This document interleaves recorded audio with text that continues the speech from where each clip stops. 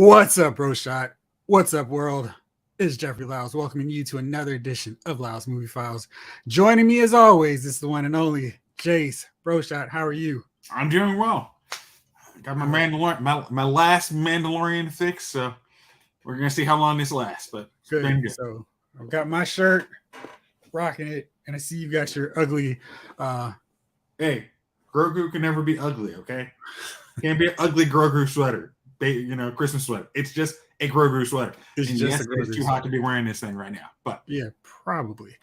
Anytime your temperature starts to read 7 and 8, you may not need your ugly Christmas sweater, even if it has cute, adorably Grogu on it.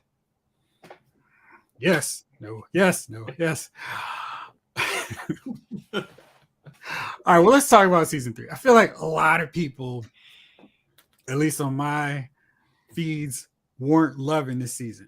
They're like, not really enjoying what you're doing with this, what they're doing. They're putting Mando in the back seat, making it all about Bo-Katan. Real quick, what was your overall thoughts on the season now that the deal's all wrapped up? Okay, now with our nice little bows on everything, in terms of the story, I think I liked it because it was a good continuation of the end of the last season. And yes, this is spoilers here. Seriously, you should have watched it. You could have stayed up like 3 a.m. like Jeff did, but I didn't. I got up at 5 because I couldn't go back to sleep and watch it. So you're wrong. Okay. So only off by 2 hours. But I think overall, it was a good season. Continued last season, move their corner of Star Wars more in line with the rest of Star Wars that we think we know. And yes, I think some part of it is, I think you mentioned last week, you're getting to the sequel trilogy. And I think a lot of people had that, wait a minute, I know where you're going and I don't like it at all. And yes, there was a little bit of Bo-Katan. It's like, hey, Bo-Katan was a good side. If she was Cobb Vanth, and they had her just in 1 or 2 episodes, I think everybody would have loved her even more. But because she did bump Mando to that second tier character of Mandalorian culture, I think that pissed everybody off. I don't think she was necessarily taking over the lead. I think it was just she became the co-lead. And I guess a lot of people didn't like that because they liked the dynamic of Mando or as we know now, Djarin and Grogu, not anyone else outside of 2, max 3 episodes in a season. Yeah, everybody else had like arcs, but not complete season arcs. It was kind of funny because I felt like with the Book of Boba Fett, we had our Mandalorian episodes where it kind of felt like he took over from Boba Fett's show. And with this one, it felt like Cara Dune, not Cara Dune, Bo-Katan kind of came in and took over on Mando's show. Yeah, I think that's an accurate assessment. It was like unlike, but the best part of Boba Fett was the Mandalorian arc, and this one I liked the Bo-Katan arc because I think, again, like I said, it moved the story, and I don't think you could have pulled 12, 13 episodes of just Mando. What would he have been doing if it wasn't for Bo-Katan? Honestly, like he doesn't have he doesn't have direction after Moff Gideon's done, and now you got your foundling back. So what do you do? So I think that was kind of where at least some of the people I were talking to were having an issue. They were going, this season really could have just been, they could have saved that whole Grogu and Din reunion, not put it in Book of Boba Fett. Just have Boba Fett and Din team up with Fennec and everybody else. Not worry about Grogu. Save the Grogu return for Mandalorian season 3 and do all that stuff on the Mandalorian as opposed to putting it on Boba Fett's show. And that way, that could have been like the first half where he's like, I got to get Grogu back and I'm going to give him the choice. And you do maybe 2-3 episodes with Luke. Yes, please. And that way you wrap that in Mandalorian show as opposed to making you go to another show. Not like it's a big deal. Like, oh gosh, I got to go all the way across the street to watch Book of Boba Fett. But making it so people who just want to watch Mandalorian and don't care about Boba Fett can just watch their show.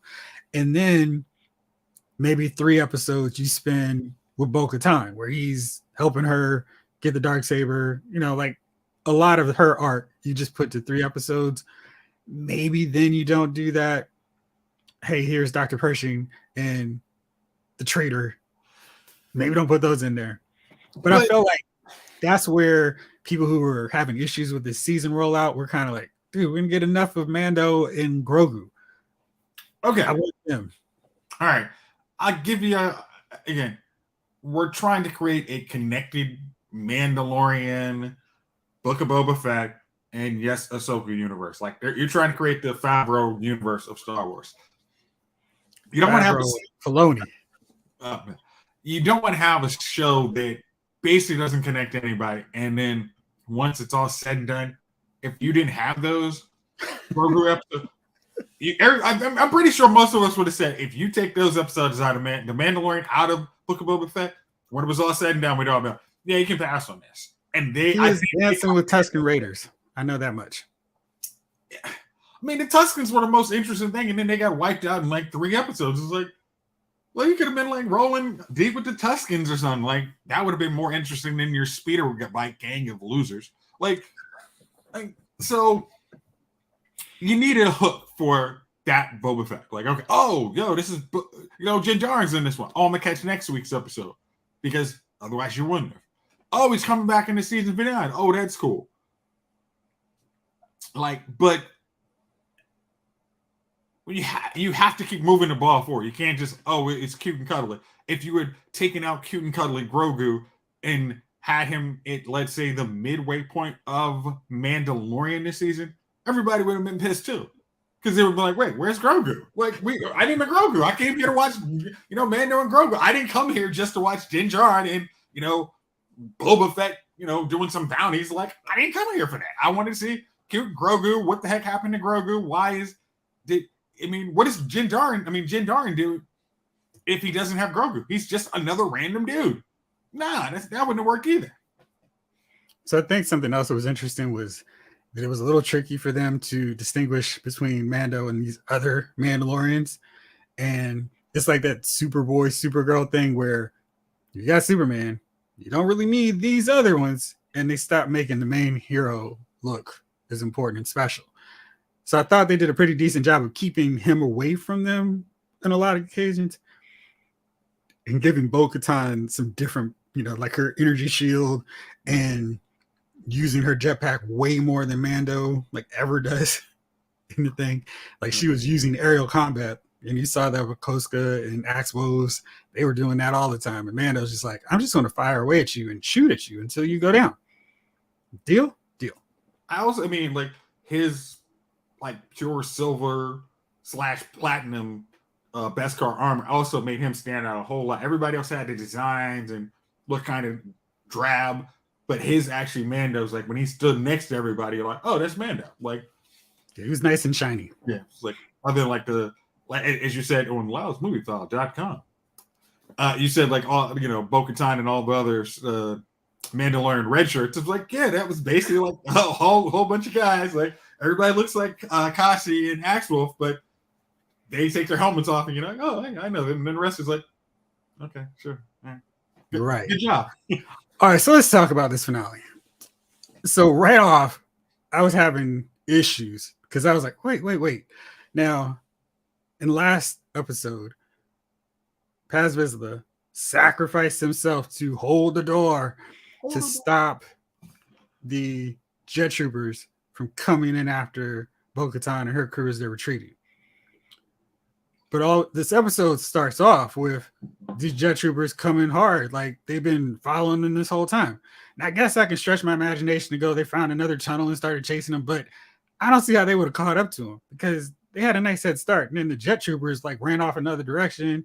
And then the Praetorian guards were like, well, we killed Paz. Let's go back and get some coffee, guys. That's great. Let's wrap it up. I felt like maybe they should have had the Praetorian guards go after Bo-Katan's crew, and then they set the bombs and stop them from coming. So then they're still viable to go after Din later. I just felt it was weird showing these jet troopers who had gotten wiped out. Most of them got wiped out when Paz just emptied off and overheated his machine gun or Gatling gun. Again, I'm gonna say it's an Imperial base. They got more dudes. Like, they weren't hurting for random Imperial remnants. Like Moff Gideon didn't have like 2 people on the Star Destroyer. Like it's a whole rack of them dudes. Like, and I mean the Imperial was running the galaxy, so it wasn't like, oh, there's just 10 guys left, after the rebellion. They're like, yeah, the New Republic sucks. Let's go back to what we know. So I really need a show, by the way, to explain why the New Republic is so trash that everybody's like, what was better? When the Empire was getting all of us. They were just jacking us for taxes and fees. But the Empire, let's just say, Empire would represent stability. You knew one dude had one voice, and whatever it is, unlimited power. This dictator says is the rule. Everybody else follows it. If you're in the Coruscant, there's an underworld, but you don't cross this dude upright and expect to live. Like, democracy is messy. And democracy died. Well, it got reborn. But that's the problem. It's like some people you've grown up with the dictator, you long for the dictator. And democracy, like, see, this would have never happened with Palpatine. All right. And then I still need this show. Well, hey, you got, it's called the United States, man. You go to alternate news channels, you get the exact same damn thing. So whatever. All right, so then there are only 2 guards taking Mando to somewhere. He's not. They're just walking around with him like, yeah, we got him. That was weird because I felt like they should have put him in some jail cell right away, but they didn't. They were just chilling. And then Grogu ends up making a save with his IG-12 compartment. So you're trying to stop us from having Grogu? Is that what you're I knew you were a fascist. See, I knew it. I just had like that opening scene was like kind of like, how is this happening? Yeah, I don't know where did Grogu come. But like again, I'm always gonna go with Grogu's got a little bit of the Force mojo and knows his way around random Imperial bases. Oh, maybe like whatever. Yeah, it didn't make perfect sense on how Grogu gets around there and how the jet troopers. They could have blown open the door after a little bit of time, then use a jetpack to keep up with Bo-Katan. I'm just saying that's why Paz didn't need to get killed. But hey, it was a sacrifice to make the Praetorian Guards look impressive. They could have taken out like 10 Mandalorians, and I'd have been like, wow, those dudes are impressive. Killing Paz, I'm like, y'all suck. Get out of here with that. You gotta get a little feeling in your heart, man. I felt like he died a stupid death in my heart. Well, at least he died, but there's no, he's gonna come back, in episode 2. It's like, no, he's dead. It was a sacrifice. This was the way. He's trying to keep Mandalorian culture going. So I'm okay with that. That was to me is a meaningful death. So I didn't have my trip. All right. So then we get on to, yes, Chief. What's up, by the way? It is indeed a Christmas sweater. So then we go on to Mando, Grogu, walking around. They call in R5. And I love how Mandalorian's giving R5 this new lease on life. Like he's everybody's favorite reject, broke down droid that you got from 5 and below. And he's like clinking up and barely working. But now he's got it together. And he's opening up the ray shields or day shields if my phone's autocorrect. And I was really getting my Phantom Menace vibe from it, where it's like, we just needed some stalking Sith Lord angrily slashing at the ray shields, waiting for him to open up one at a time. Oh, did you? I think I might not have had as much of an issue with the first part of it because I liked how the episode was scored, and I was like, I think they like set the tone really well. Like, yeah, like I feel like you could, if I didn't have to wait a week to watch this, it would have been really good. Like, oh, all right, we're jumping in. It's looking real dire for our heroes. We set it up to move really well. And then you get to that the race shield. You're like, oh man, is he gonna be able? We think he's gonna be able to do it, but we saw, was it last week, how Gideon has these guys like just chilling there, got nothing to do. But just chilling. I was like, I thought they were just Huss armor. I didn't realize there were people actually in them. Man, I'm like, did I have a bathroom break? I'm just kind of chill. Like, what's good? Yeah, Buckingham Palace guards just sitting there in between the ratios. Don't move. Don't move. Hey, don't you move. So that was kind of interesting. And then we had the next part. I love how every time the ratio dropped down, he got another weapon. So I felt like that was like a video game where it's like, oh, cool. I don't need this little staff now. Now I got a blaster. He was just going off on those dudes. And that was, I don't know if I felt like we've gotten enough of Mando just kicking Sirius' tail like he did in that scene this season, but I love that scene. But we didn't technically get that much of it last season until the season finale either. I'm sorry. Did something else happen in last season's finale? All I remember was a Jedi. And I was like, sure, like that before that first 5 minutes. I mean, it was a really great episode, but my brain is just like, that's a green lightsaber, and that's a black belt. Oh my gosh, it's the black glove. Just losing my mind on that. Yeah. Being a diehard Luke Skywalker fan, not Jake Skywalker from the sequel trilogies. Yeah. Like Jake. that was his alternate reality clone, Lucas. Yeah. Skywalker. UK. Yeah, something. It was just bad. Whatever the bizarro term was.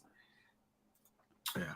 Absolutely, Chief. Like the best thing of Star Wars has been done, and whatever people complain. Some people complain and say it's fan service, but I'm a fan and I will be serviced by that all day long. That's one of those terms I don't understand. Oh, like when they were talking about what was it? The Obi-Wan series was just fan service. Like, yeah, that's what gets you money. Like, you're not supposed to be like fan disservice. Like, hey, we have the sequel trilogy. Hey, would you like to see more of us all over what you want and love? Like, no, you want to get stuff that I'm like, you know what? I'm gonna put that in my collection because it's awesome. I'm not waiting for something to just piss all over what I love. Like, come on. Yeah, I never understand why fan service is considered a bad thing. Like, if it's this was meaningless, but it was fan service, I'm a cheap date. I'll take it. Thank you. So then we get fully geared up, ready. It is time for the big showdown with Moff Gideon, who's rocking his Darth Maul Mandalorian tribute armor, and he is beating him down. He's got the Dark Trooper armor with Beskar, and he is just beating Mando down. The only thing was missing was him just taking the rapid fire punches and just banging his head in or his helmet in, because that was pretty impressive last season.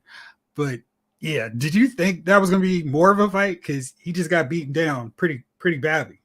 I was like how you skipped over the Moff Gideon clones. Oh, I'm sorry. You're right. You're right. I totally skipped over that. Yeah, but we learned that Moff Gideon was ahead of his time, and he, using Dr. Pershing's research, actually had clones working pretty well, and they didn't look to have deformed heads and, like lame robes. They were chilling, just waiting to get activated. This is way ahead of the rest of the Empire's curve. I mean, Pershing actually, like he said, Pershing was like, hey, I really got this thing down. I can change the galaxy. And Gideon's like, yeah, the rest of the galaxy doesn't need what I can do. Now, I want you to remind me of this in case I forget, but about this scene. So Mando just destroys all the clones, and Moff is upset big time.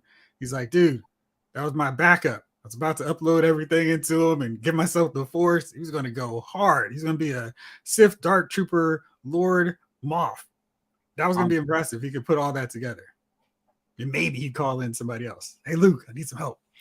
Anyway, so that fight was a beatdown. And then last episode was titled The Spies. And I really was like, all right, who are all the spies? And because I try really hard to stay away from all things social media, because they will ruin anything. Somebody gets ahead of the script or a hold of the script, and they're like, ha, I know this. And then I'm going to pose it like a theory. And everyone's going to be like, you're so right and amazing. Yeah, but no, I just try to stay away from all of it so I can just watch it fresh without the taint of, oh yeah, this is what's going to happen. And I knew it because I read this thing earlier. People were speculating that the armor was a spy. Axe Woes was a spy. And it turns out neither was a spy. Armor went off to actually get reinforcements, like she said. And Axe Woes went up and kept flying. I can't hear you. I was like, oh, here it is. This is where he starts turning. And he's going to hop into the ship and start blasting away at his fellow Mandalorians. But no, get out of here. Go down and help Bo-Katan. I'm going to take this thing. And Axel is maybe the smartest character in this modern era of Star Wars. Are you going to go down with the ship? No. No. There's a window right here. Like, please. Don't be stupid. So I love Bo-Katan and the whole army coming down and fighting, and she lit up the Darksaber. I felt like fan service, but I was here for it. And it was like, there's Bo-Katan because she's got the Darksaber. And so she's slashing dudes. The armor is just taking her tools. Other than the armor is like, why do I need a blaster? I can yoke fools up with my tools, and it doesn't even matter. Like, and then it was very helpful because it was those two and Koska firing her blaster. And she was the only one that we saw who was firing her blaster. So it's like, okay, I know who everyone is, even though there's like 30, 50 people flying around in jetpacks. Yeah. I mean, also it's like in a fight like this of Beskar armor, it's like your chances are your blasters can't do anything, but your hammers that are used to craft Beskar armor, yeah, they can do some damage to your jetpack made of Beskar. I was like, okay. I was actually surprised. I kind of was like, I had been on the internet and everybody's like, armor might be shady. And I was like, she's conveniently absent some certain times. I'll take these people up to the ship before an ambush. Like, oh, will you? So I literally thought it was going to be one of those deals. Like, she's like, yeah, I take out all my competition. I'm going to take this Star Destroyer back and we're going to go back. And this is going to be the way back where we're not on Mandalore. But then it didn't happen. I was like, oh, that was a nice surprise. Like, I like the armor as a character. So I'm glad that the spies literally just dealt with the Emperor, the Imperial people being spies. And like, it was spot on, but it's like our cynical nature is like, there's more spies, not just spy that we already knew about. So I was pleasantly surprised by that. Man, I swore I saw this thing earlier, but Emily Swallow, who plays the armorer on her Instagram, was like, so not the spy. It was just funny because she was like, like responding to all the fans. I was trying to pop it up, but anyway. Wow. So yeah, and then Axe Woes was like, nah, I'm good. I'm gonna take the ship to the hangar and blow up this Empire base here. And meanwhile, Bo-Katan comes through with the Darksaber. I got you, Moff Gideon. You go save Grogu from those Praetorian guards. And they are just like destroying IG-12. And Grogu is hopping around. I'm like waiting for him to take one of those lances, break it in half, and start using that to fight these dudes. I was really waiting for that. Again, it's been a while since I watched Book of Boba Fett for a reason. But I was like, man. How dare you, sir? I was like, if he just happened to whip out a little lightsaber on these dudes, I wouldn't be opposed to it. I'm pretty sure Luke said it's Beskar armor or a lightsaber, and I think he made the other choice. Well, that's what I'm saying. That's why I said the lances are right there. Pick one of those up. You got the best of both worlds. Yeah, I was very. I liked kind of just watching him like, oh, look at little baby Yoda. Oh, that's so cute. But I appreciate like how they did that fight. Like, okay, Grogu he doesn't have that yet. We don't know how long he was with you, Luke, or actually at the Jedi. I mean, we think he was at the Jedi Temple 50 years, but we don't know how much he learned. But he's like, yeah, I remember some of it, but I'm not messing with these dudes. Yeah, they're way too hard for me right now. He's not manning up real quick all of a sudden. Like, hey, where'd this come from? Yeah, he's not going. Praetorian guards into the wall like Yoda. Yeah. Like, get out. He's using the Force, but in a way that makes sense. He's like moving stuff out of their reach. And it's like, this is smart use of Grogu because once they get to that point, they can't go back. Yeah. I think that's one of the best things they've been doing in this series, not, resisting the temptation to immediately give Grogu all this Force power. And it's just like this Force kid and his mentor. Yeah. But the funny thing is, you almost could. I mean, depending if you wanted how many seasons you want, it's like, of course, you have to figure out how to deal with Grogu during that whole pesky sequel trilogy. Why he's not around, but they went to the alternate Earth where Luke was still hanging tough with Han and Leia. So they come back and it's like, wait, what happened?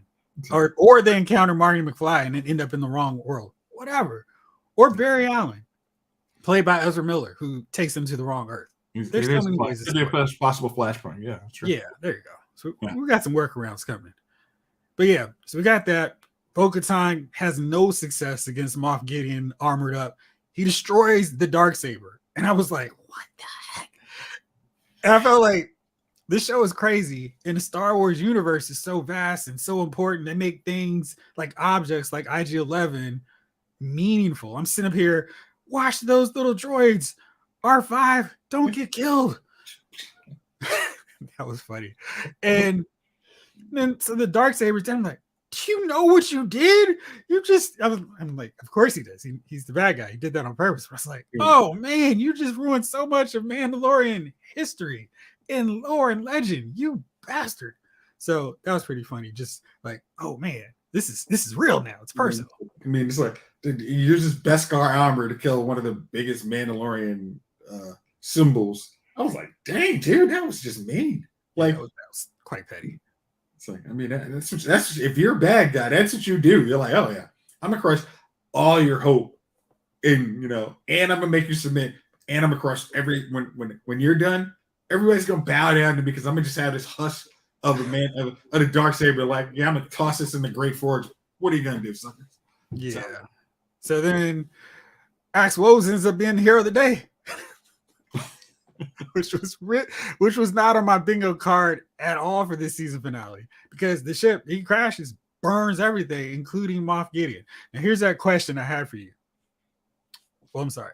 And of course, Grogu saves the day and saves. Grogu's the hero of the day. Come on. Well, I mean, Axe Woes dealt with the threat, and our three heroes managed to survive thanks to the kid who conjures the force and holds it off long enough. And see, I wonder, feel like plot armor too, which I also appreciated. I wonder if a Dark Lord of the Sith could have used a shield to stop someone from charging at him. I gotta stop trying to make sense of those movies. Anyhow, yeah, that's the key in the secret. I mean, really gotta ignore that ish. So my question to you is, Moff Gideon has always been someone that's been pretty smart in this saga, yes? Yeah. Is there any way at all you don't think that he made a clone somewhere else and had like one chilling as a real true backup? Because I can't see this dude having 10 clones in one spot. Like, this is a safe way to go.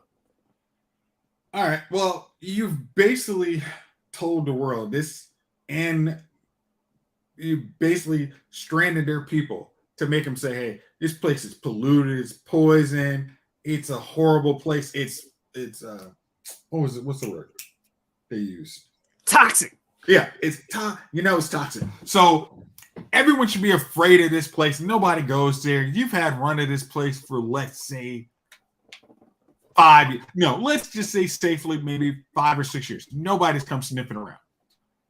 You probably would be okay to do what you need to do. You're like, I think I need to not have this research in 20 different places. I need to be here long enough. No, I'm not. I'm totally with you on him having most of them in one location. But I'm just thinking, as a smart dude, like he's been shown to be, he probably should have a backup somewhere else. So, hey, in the worst case scenario, something happens, all my data is not lost, and all of my clones, which could attack at any moment, aren't lost too. Well, meaning I could be dead. Yeah, I'm hoping. He's a smart guy. I think he probably would, but I want his death to mean something, so I'm hoping that's it. Like, I don't want that to be the fake out death. All I'm saying is that I think there was a reason his clones weren't Boba Fett age Attack of the Clones. They were all like adult versions of him. So I'm thinking he fully was planning to use them right away, and not in a 5 years down the road, 10 years down the road, I'll use these when I start getting old. He was like, nah, I don't care that I'm 55 right now. I'm going to use, this is my age for my clones, which is interesting because I figure, you're going to clone yourself. Why not go 20, 25? Well, no, I mean, like he's probably using all the stuff he knows from Pershing and probably stuff from the Kaminoans. So he got him. He had to age him up to his age. So he's like, no, I need everybody to have every bit of my knowledge. I'm making this super army, and they're probably going. And since I don't want all of these people having exactly my knowledge and become super little warlords. I want them to die off pretty quick. So I got 1 or 2 years out of these things. They go and use the Force, and that's it. Because again, they're not gonna have a clue how to freaking use the Force. It's not like it's literally like it's not like somebody could just pick up a lightsaber and automatically how to use the Force. I mean, who the freak would do that? Remember what you said earlier about you got to stop trying to explain that? Yeah. So, I mean, at least at that one thing that made sense because Rey was using the staff and Finn was using the staff. So I could play along with that a little bit. The rest of it. So. You release me from these bonds. Do you know I'm James Bond? I'm not releasing anybody. All right. So then we get the triumphant victory, everybody. There's no Ewoks pounding away on empty stormtrooper helmets, which is a little disappointing. But we did see a happy ending. And you can forget about Paz Vizsla's death and the Darksaber RIP. It's a pretty happy ending for everybody. The Forge of Mandalore was relit and everybody was hyped. Axe led the chant for Mandalore. I really like him. I thought he was a really cool character. I'm glad they decided not to kill him off. Again, I mean, the two major things I've seen him in, Agents of S.H.I.E.L.D. and Agent of S.H.I.E.L.D. He's always been a really good character. I'm glad, even like in small cameos in Mandalorian, he's getting good roles. So he can actually, collect some more paychecks because good actors are hard to find. Exactly. And then Grief Karga gets a visit from Mando and Grogu after Mando decides, hey, he's going to be my apprentice. And I think they set up everything perfectly for season 4. Great. You can take him. And then we find out that Din is not his first name. It's like, oh, okay. It's Djarin. And Din is like a lord or a count or whatever else we want to use here in the Star Wars world. That was interesting. So Din Grogu and Din Djarin meet up with Grief Karga, and they've got a gift.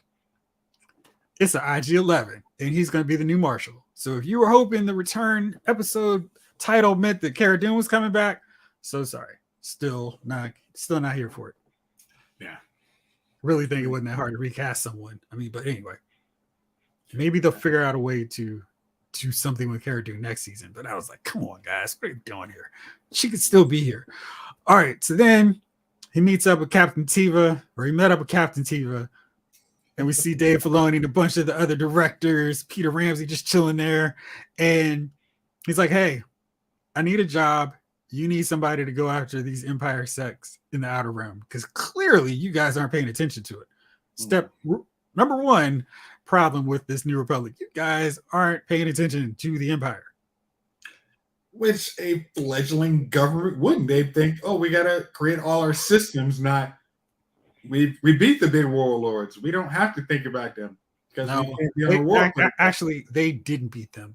A teddy bear savage army defeated them, the Empire. Murder bears. Yes. They destroyed the Empire. Again, it was like, I mean, realistically, it's like you guys just destroyed the symbol of the Empire. You didn't take any of them guys out. It's like, I mean, Andor kind of pulls you out like, yeah, the Empire's all over. It's not just one dude, Invader. It's literally like a whole system you have to break.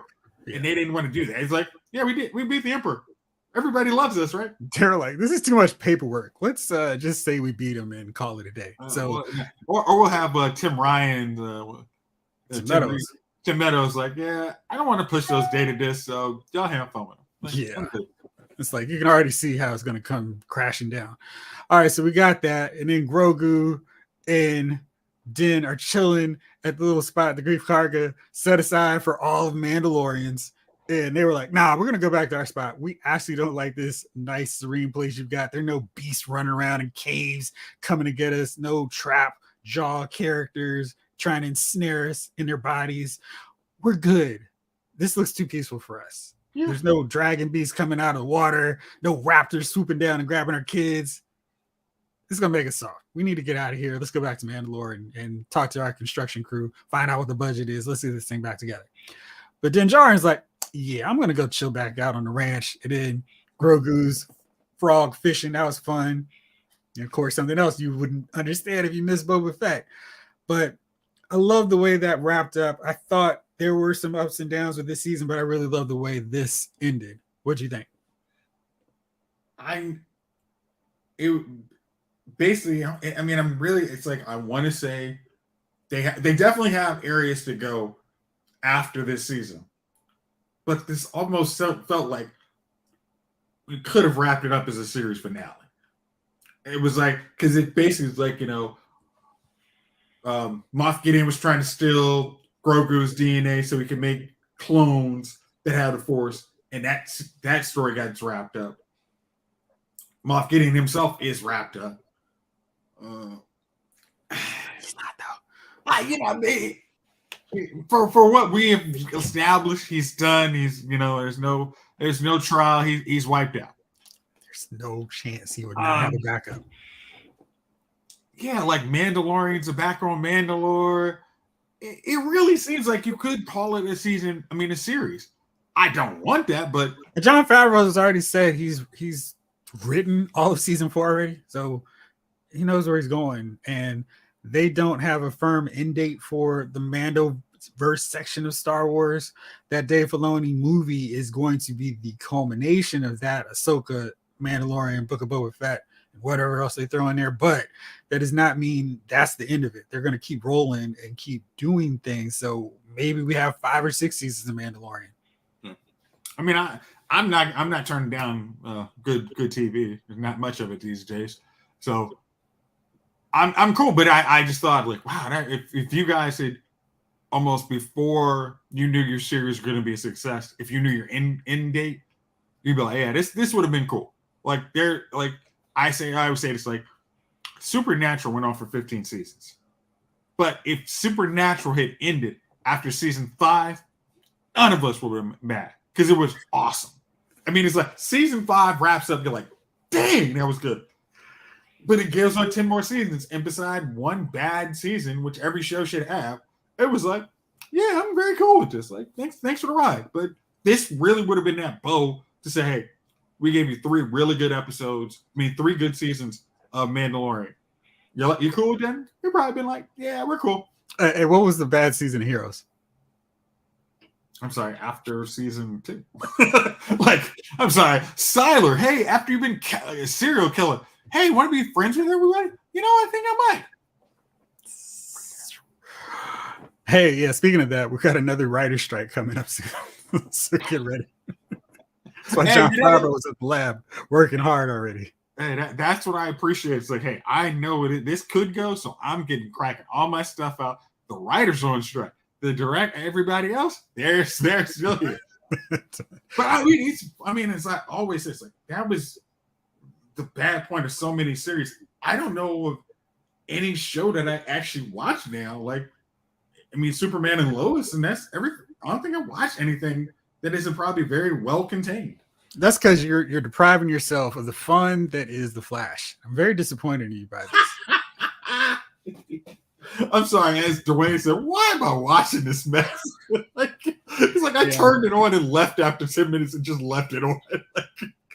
I need someone else to suffer through this like I am, because it's just so bad. It's like the worst farewell season ever. And that's including Arrow. I'm sorry. Like, I don't get CW when they want to. Besides Stargirl, I don't understand why they can't wrap a bow on a show and be like, thanks for the memories. Like, well, some of it was because Stargirl was operating on a whole different level of quality and consistency. And they got the heads up, hey, we may be canceling your show, so you may want to wrap it up. So, yeah. But again, Flash knew it was their last season before they started filming season. Like, you don't have that excuse. Like, you literally roll off the jump. Hey, guys, it's over. Everybody here, it's like, Joe West is leaving already. Like, so you guess what? It's time to get your resume, get your highlight reels. Hey, Jessica Leslie, don't show this season at all on your highlight reel because it wasn't your fault. But you should have had. I'm sorry, Danica Pandemic. Please don't let anybody see this, and they will think you're a horrible actress, and you're really not. But don't let anyone see any of this stuff. What do you mean? If the flower falls in the river, Does anyone hear it? Terrible. Cannot stand that character, Keon. She's awful. I mean, and it was.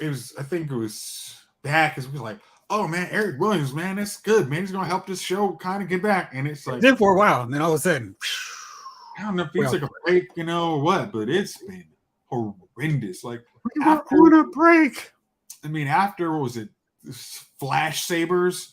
I was like, nah, man, this ain't the way, dog. Like, y'all, you gotta let this go, my brother. Come on, this is no, we're anti-Mandalorian.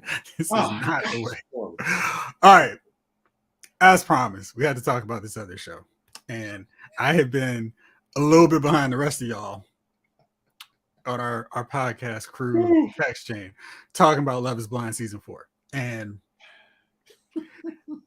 it's always fun watching the show after everyone else has already watched it. I was experiencing that talking to Dwayne about The Last Kingdom. And I was like, I can't believe this happened. He said, oh, just wait. You'll see something else happening crazy too. And so, I'm way behind on Love Is Blind. So I'm like watching episode 1 while y'all are on episode 7. Like, hey, we just watched the last batch of episodes. Where are you at? I'm like, I'm still trying to catch up. And I'm watching Last Kingdom. It's awesome. So leave me alone. So yeah, let's talk about Love Is Blind season 4. Gosh, we're on a live stream. Oh gosh. As usual, people meet, they go to these pods and hang out and act like they're best friends with everybody in their quarters, which I never understand because it's like, hey, you may be talking to the dude that I'm talking to. Hey, you may be talking to the shorty I'm talking to. And they never really kind of understand that. And it's just like, all right, I love you more. Yeah. And they've got 10 days before they make this connection. And then somebody's got to propose. And then if they accept it, they get to meet. And then they go out to the little honeymoon spot. They do everything in reverse. And then at the end of the season, they get married. I felt right away this season had some super red. I don't even have anything red enough to show you how many red flag characters. I was like, whoa, we've got some people who are graded off for this show who shouldn't be on reality TV. Yeah, Finn Balor behind you doesn't have enough red for some of those red flags. Yeah, man, it was like, whoa. And what I always find is interesting, they start off like showing us all these different people, and it feels like there's some people that are just there. Like, oh, there's John. Who the heck is John? Oh, he's a plumber.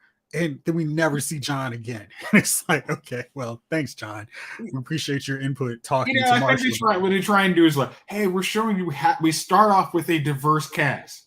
And then life, when they start talking about everybody, like the dude who literally just like, he started off like super offensive to everybody. It was like, yeah, you probably shouldn't be here. Like we kicked him out pretty quick. Yeah, it's funny. I thought, well, Zach was joking around about being a stripper too. And they were like, I can't stand that guy. He was like, I'm testing you. Yeah. So interesting stuff. So when it leaves out, when everybody's decided, I've got my dude, I got my girl, we got 5 couples. And one, I'm like, Zach, there's a fork in the road here, brother. And you have one who on your birthday bakes you cupcakes. Then on your other side, oops, I forgot today was your birthday. Hey, can I borrow one of the candles you have for his cupcakes to just do a little something?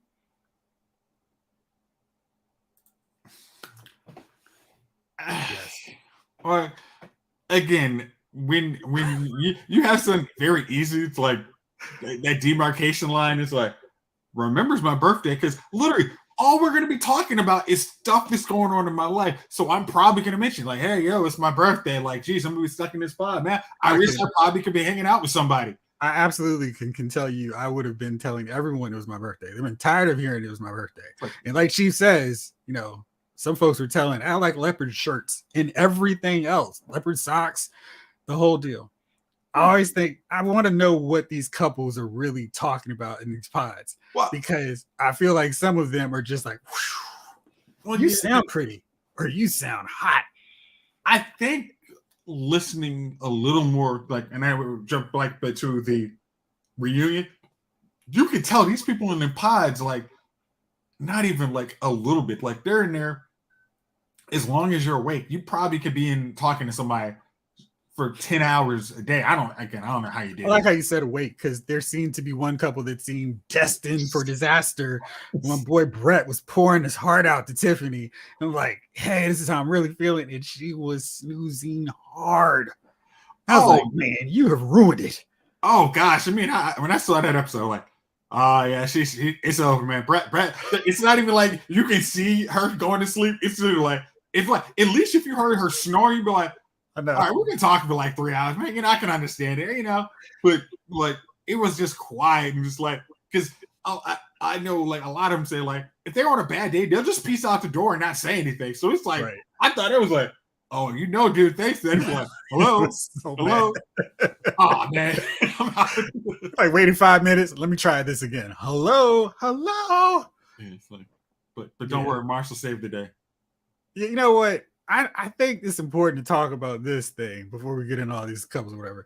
I love that the dudes on the show were actually real supportive of each other. Like they were, I mean, with one bad exception, of course, but like they were actually providing good, worthwhile advice. It wasn't just, I'm hating on you because you're talking to the same girl I'm talking to, except for one. But they were actually saying, hey, dude, stop messing around. This is who you're rolling with. Roll with it. Don't hold back and don't fake or whatever. I mean, I think it was a little bit because the dudes were like, hey, I actually do want to. I mean, I'm not saying it was any different on the women's side, but it was like the guys were like, yo, I actually do want to get married. So if you find somebody, maybe let that, if it's not a giant red flag, let's see where that goes. Don't cut it off after that. Maybe something could have happened because it's like you have real life happens and like it's maybe something small. So just hold back before you just I'm out of here. I can't deal with it. Blah blah blah. And I think also helped. Not a lot of dudes were competing for the same girls, and I think that's a whole lot easier. Like it's just like your boys. It's like, hey, you like that type? I like that type. We got no problem. We're fine. You're like, but if you're talking to the same kind of chick I like, yeah, there's probably gonna be a problem eventually. And that only happened like on the guy side. What? 2 times? Twice. Yeah. Yeah. But at least one was like, all right, whatever. I'm not mad at you. I mean, it's doing your thing. Yeah. So let's talk about that. We have Micah caught in a love triangle with Paul and Kwame, the boy genius. And dating yourself. I don't care. I think all this dates myself just well. I can't hide it. It's not premature. So I thought what was really funny with this was because I love watching this now with my great insight from 3 previous seasons of Love is Blind. Like, this is going to work out. You're going to see everything go terribly wrong. And it's going to be amazing. And I've so stopped caring because it's like, yep, this is going to be a disaster. And my man Keith, what's up? How we doing out there? Yeah, that thing is a disaster every time. It's like you can just put a pin in it. This relationship that you have decided I can better deal, I'm going to do that. And I was watching occasionally, not fast forwarding through those scenes because I knew it was going to end in disaster. Let's talk about Micah's absolutely hater friend. Which one? All right, the brunette was drunk, clearly. No, other friend. Are you talking about the one in the pod or the one actually in the world? Oh, right. Because well, I'll get to Zach and Arena in a second. But okay, Micah's friend was such a hater. Like she just hated the idea of her friend being in a happy relationship, getting married. And I'm not sure if it was because I'm going to miss my roll dog or I secretly have a massive crush on my friend. And if she's with this dude, I can't act on it. What do you think? I'm again, I don't want to say nothing wrong about somebody, but I hope that wasn't wrong. But it seemed like that was a crush. I mean, that didn't seem like it was actually like, because she said, oh yeah, I broke up you with other dudes before. It's like, oh, because they weren't good dudes. It's like, wait a minute, like, does she have really bad taste, or you are sabotaging these dudes and knowing exactly what to say to get her to listen to you? Because you're like, oh, I'm let me not use the words I'm thinking in my head. But it's like she could be like, yo, I know, I have a crush on you, blah, blah, blah. And if that wasn't the case, it's like you may be a little overprotective of your friend. You're supposed to let your friend live, but you're like, hey, I can try and guide you, but you're not supposed to be like actively trying to break somebody up. That's poor choice. That was terrible. So then, speaking of poor choices, Zach had Bliss, had Irina. He decided, I can't describe what it is about Irina. I'm going to go with her as opposed to Bliss because you've taken care of me and down for me this whole time. I'm going to go with Irina. And Irina was the absolute worst choice possible. You know, it was almost like you're again in these little pod things. It's like, I know you're not connecting, quote unquote, with everybody, but that's like, and it was like the first season where like, oh gosh, like Brendan was like, he was talking to one girl and then he had another one. And it's like, somebody's got to be like, hey, just to let you, oh no, it's actually, I'm sorry, let me scratch that. Bliss was literally like, I'm going to just let you know, I do not like her. She's not a nice person. I'm not trying. If you mess with her, it actually tells me your judgment is bad because she's so horrible. Like, I know I'm good. But man, if you can't tell her, man, I don't know about what it's going to be like if you try and talk to me because I'm just better than her. And like, in fact, it's like, if you were talking to anybody that's like, hey, so what do you think about her? Duh. So wild. Like, does anybody in the Posmas? Nah, none of the girls except one girl likes her. But she rubs everybody the wrong way. So, maybe that's not the kind of girl I need to be messing with. If no females like her, and it's where it's like, you really should be using your fellow, people in the same sex as your support system. If you can't do that part, whoa, is the flash right there. We got a problem. And that spectacularly crashed and burned so epically. And what I loved about that was Zach wasn't like, oh man, this didn't work out. I guess I'll see y'all in the reunion. He said, no. I messed up big time. I'm going to make it right. I give Paul a lot of credit. He's like, so what you going to do? Oh, yeah. I know what to do. like, I'm just waiting to get off this daggone plane. I know exactly what I'm doing. I'm calling the producers. I'm talking to the dude behind the camera. Hey, homie, you got her number? Because I need to make that move. Like, you got her Facebook? What you got? I need it all. And the end result was exactly what it should have been. And I'm like, yes, this is why you don't stay in a bad decision long term. There's no need for it. And yes. So then got Kwame and Chelsea. And Chelsea was 100% down. Like, I was like, Kwame, why is this a decision between Chelsea and Micah? I mean, just absolutely no choice. It's okay. I'm on an internet troll typing on somebody's Instagram. But looking at them at the first, it was like, man, like Chelsea, you might be runner up on this one, girl. Like, he was about to propose to this other girl, and then he sticks around, and it's after she breaks up, I'm gonna stick around and see what I'm gonna show you what the real thing is. And my gosh, that song is horrible. But I was very much like, this just like let's see how long this goes. Oh man, it's going to the wedding. Oh, no, I mean, I need you to hit hey, how about you go first? Because I know where I'm going. Like I was like, oh no, like you're down for this dude hard, but it, all it worked out. Everybody was happy. The way it was supposed to work out. So I was glad with that. I know they'll do the thing next year where we see them for 3 episodes and then they have a little, by the way, they all broke up. It's fine for now. All right. Have you watched the reunion yet? The long delayed reunion? Yes. We've got a dummy of the week. So, and then Brad and Tiffany. Like Brad and Tiffany was, like you said it best. They're a couple that the experts should be picking on Married at First Sight and just like, hey, watch, here's a happy couple. They're going to stay happy and don't worry about it. It's great. Yeah. Like they had a great family. They had great friends. It was like, why can't this be every couple of this thing? I mean, it was just like, wait, so you create 2 actual mature people who know what they want and actually somehow they actually get together because they know exactly what they want and neither one of them is at all mentally unstable randomly at the end? Wait, so this is what you actually would like is a matchmaker. This is the one you have on the website. Like we did that. Yeah. I don't have to worry. This is going to be like, I know, like, remember How I Met Your Mother where they had the wall of people of awesomeness? It was like, yeah, this is my couple right here.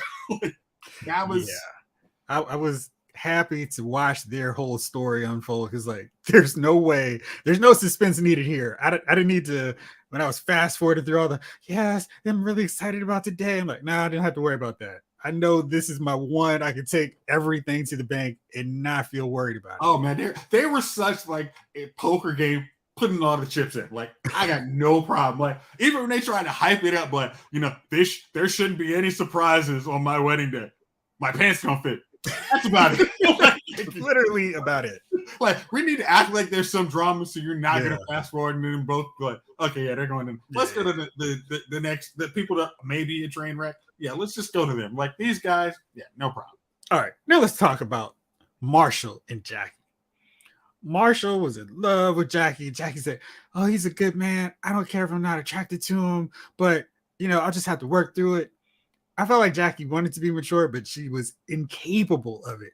And as soon as she thought about coming back home from the honeymoons, I was like, ugh, wait, I can't do this. Here, let me try to come up with all these reasons why we can't be together. And Marshall's like, no, baby, no, it's okay. I'm gonna work through it.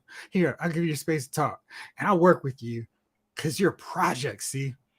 And that was a poor choice of words. Yeah, like, see, like, he was one of the, like, their relationship was one of those that I know there was so much edited out while they had the cameras. Because it was like, when Jackie even hit, like, on the honeymoon, she went from one to, woo! And it was like, nah, there's y'all are cutting out way too much context. Like, I know there's not just, oh, I got my family back home. Not your family back home. Like, what do you do for your family? I don't know anything that's going on. Yeah. It's just, their whole thing was just choppy. And I'm like, are you a lawyer? I mean, like, yeah, I'm just like, all right, what do they do? Like, do they ask for money? Like, I'm getting nothing from it. Oh, hey, I just got breaking news on that. Apparently, the Warner Brother execs who edited the Justice League cut actually did that one. Because, jeez, it was so much stuff that was like, man, I feel like y'all are cheating us of this stuff here. And when it crashed and burned so spectacularly, it was like, man, I felt bad for Marshall because he was really trying to be a good stand-up dude. And she was just so scummy by the end of it. It was like, gosh, actually, I'm going to hold on to this ring. Word. And I was mad at him, though, because he was like, okay, well, if you want to keep it, that's fine. No, dude, you get that ring. I mean, it's, again, I don't know how, if that is just the show's money or your money, you like kind of put out like a deposit or kind of but I'm like, you know what, Marshall, I'm gonna keep the ring because I think I deserve it. But what? You literally didn't offer me and get me like because I liked you for 5 minutes. I think I'm entitled to the ring. Are you freaking? I'm like, man, that would be like, I can't do anything, but producer, I'm gonna need you to get my ring back because I'm not playing. I need my money. Like, or you're gonna have a really ugly scene of me just pulling the ring off her finger. One of the two. I mean, I know that's when you're like, that's when you call your sister-in-law. I need my property. Like, no, that was not cool. Like, I thought that was just like almost like 80 producers like, we do, if these aren't lifelong relationships, we do need to ring back. Like, if you don't like the dude, go like season 1, throw it in the pool, and we can fish that out. But don't he threw the ring in the pool. Yeah. That's his choice. Like, but don't do that. Like, this is money, real money potentially in this. So we appreciate you not making us buy a wedding dress and having a fake wedding for you. But we're gonna need his money back, and can you do that for us? Like, yeah, or we're gonna call you breach of contract. So then, of course, everyone who decided they had the patience to wait for this last special, not me, were very upset with Vanessa Lachey for taking Jackie's side and then playing Kevin Frazier on Married at First Sight. So when are you guys having babies? That's the worst. Like, can you give me like? Was she excited or because they were like delayed? I'm like, I thought she just had a couple extra cocktails like while they were waiting for the live audience. I mean, because it was like she was really into the baby. It was like, okay, like she's always like that. It's like, just like Kevin Frazier on Married at First Sight. Hey guys, I know you're not living together yet, but what's up with them babies? I mean, hey, if you guys have a baby, more likely you'll be one of our trophy couples that'll stay together. So fingers crossed. Yeah, Oh man, I can't stand the way Now with Nick, when Vanessa Lachey won, Jackie and Josh, it was like you really. It's like I think we all understood the context of what Marshall said, but it was like, well, Jackie, from what we saw, he was so down. So he has said one crass word. I don't think you could say the same. Your list of things you said on camera, or we put on camera, basically like you ain't man enough for me. It's like how is this dude supposed to? It's like so he's basically saw the chump a sucker all the time on camera, but he said something to me once. Like, oh gosh, I mean now he's defending himself in the worst way. It's like seriously, like you've been emasculating this dude from the jump. Like, so now, he said something bad. It's like, man, come on, you were supposed to call him like, so you kept the ring. Why did you? She never calls anybody out. Somebody on Twitter was like, she's trying to keep a TV show on. Like, you didn't ask for like hard-hitting journalists from Kevin Frazier. Like, you literally what? Like Kevin Frazier does not ask hard. I was just sarcasm. How many months away before you have kids? And can I be Godfather Kevin? But I think what the problem is, she doesn't ask any questions. She never holds them accountable whatsoever. Everybody gets a pass. But if it's a dude, she's going to find something. And it's really terrible because Nick doesn't do that. He doesn't go, well, let me get the dudes back. Let me ask them some questions. Like he's just sitting back like, all right, Vanessa, that's a good question, baby. Yeah, Nick tries to move the show along. A lot of times he's like, okay, we've done that. Congratulations. Thank you for, being strong, telling your truth, yada, yada, yada. And let's go to the next couple. Vanessa kind of tries to, stir the pot a little bit, but if that's not happening, it's because like, I'm going to keep going. Yeah. And that doesn't work out all the time when you're like, nah, she was trash. Like, it's like, when she was talking to like Irina, it's like, nah, she was trash. Like, you can't, like, exactly. Like, I think she was trying to be famous. So, like, that's where you're like, yeah, it looked like it. Like, everybody's like, you look very immature on this joint. You look like you were bullying all the girls. Like, yeah, it looks like, what do you got to say for yourself? Like, like when Amber gets broke up with, you decide, let's see if I can make fun of her. It's like, right. Yeah, like, that was like, yeah. It's like, it's your time, Vanessa. And she won't. She refuses. All right, but it is our time. Who's your nominee for Dummy of the Week, Bro Shop? Oh, I'm thinking we're going to be in agreement. I'm going to let you roll with who our real Dummy of the Week is. Well, thank you so much, Micah. My Dummy of the Week is Netflix because they decided our second live show needs to be Love is Blind. Why? Like, that is taped all the way. So there's no mishaps, no problems. Nobody cares, but people will care if they have to wait 45 minutes to an hour to watch something. And you're still going, sorry for the technical difficulties. Our streaming service didn't understand the problems with doing a live broadcast. Okay. Thankfully for them, this wasn't on the Chris Rock special because that would have been a disaster. The funny thing is, like, I think today pretty new TVs. The newest one couldn't run. I couldn't stream the Chris Rock. So I was like, what the heck happened? So then when this one happened, I'm like, it's the same crap. I'll just watch it. It's just Netflix. Yeah, I was like, we're not streaming again. Like, I don't need Netflix to be live TV. Like, stay in your lane. Like, your little bubble here, right here, streaming. Like, I watch whenever. I watch at 3 o'clock in the morning. That's where you are, right here. Right here. I'm sorry. Right here. That's where you are, right there. There's no need. Yeah. Totally streaming, not live. Yes. That's what we want. Yes, just when I want to watch it, not waiting. Oh, it's still not on. That's regular TV. Netflix is not regular TV. All right, well, I'm glad to see we're in agreement in that. Well, Bro Shot, thank you as always for rolling with me. Thank you all out there for watching and listening. This episode allows Movie Files has been filed. And we're out.